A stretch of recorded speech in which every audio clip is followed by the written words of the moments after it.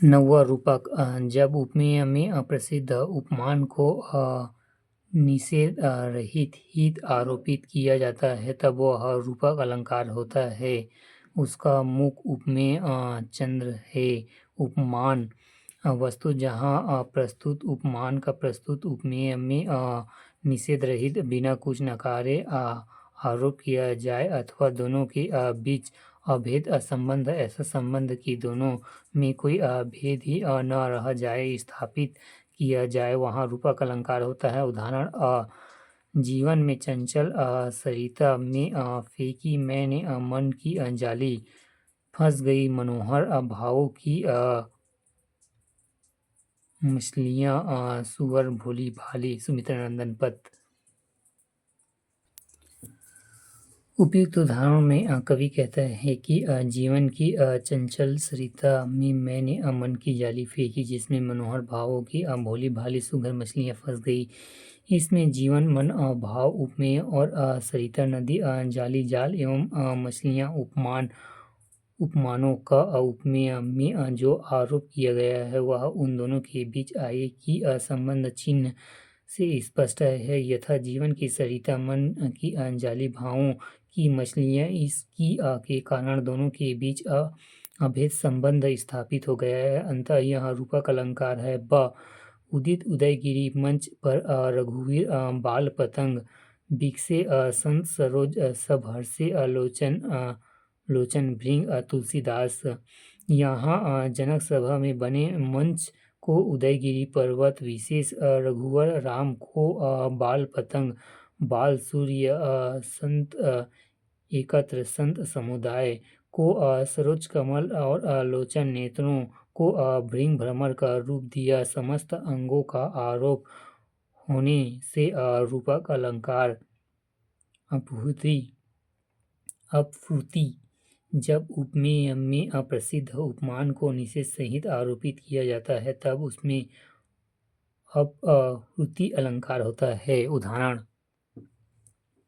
यह मुख्य उपमेय नहीं निषेधात्मक शब्द चंद्र है। उपमान उदाहरण वे दो ओठ न थे राधा राधे था एक फटा उर तेरा। मैथिली शरण गुप्त द्वापर।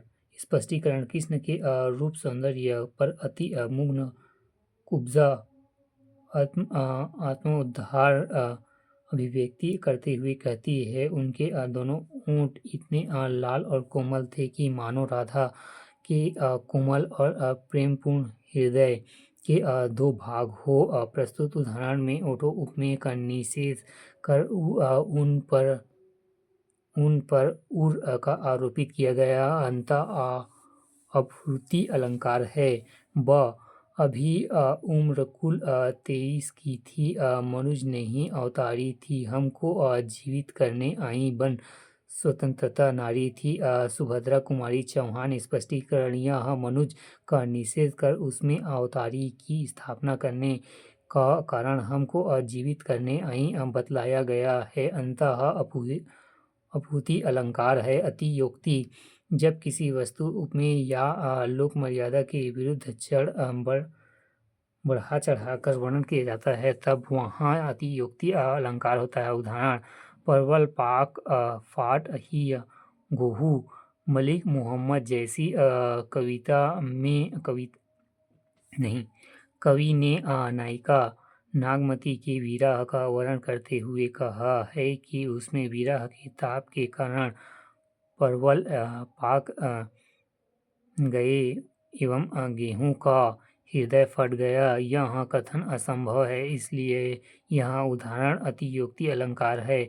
वस्तु जहाँ उपमेय को छिपाकर केवल उपमान द्वारा उसे कहा जाए अथवा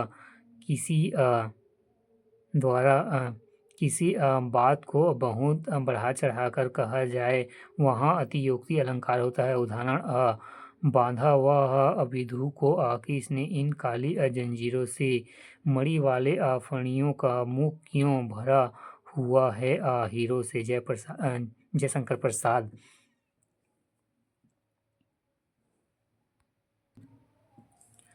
उपयुक्त पंक्ति का शाब्दिक अर्थ है, अरे इस चंद्रमा को इन काली जंजीरों से किसने बांधा। वस्तुत यहाँ न तो चंद्रमा है और न काली जंजीरें। कवि किसी सुंदर के गोरे मुखड़े एवं उसके चारों ओर बिखरे काले के जाल को देख कर ही ऐसा कहता है। अंततः वधु चंद्रमा गोरे मुखड़े का उपमान है एवं काली जंजीरें काली केश राशि का। एवं चूंकि कवि यहाँ उपमेय चंद्रमा एवं केश राशि को छिपाकर केवल उपमान वधु या चंद्रमा एवं काली जंजीरों द्वारा उन्हें कहता है, इससे बात बहुत बढ़ चढ़ाकर कहीं मालूम होती है। अंततः अतियोक्ति अलंकार है।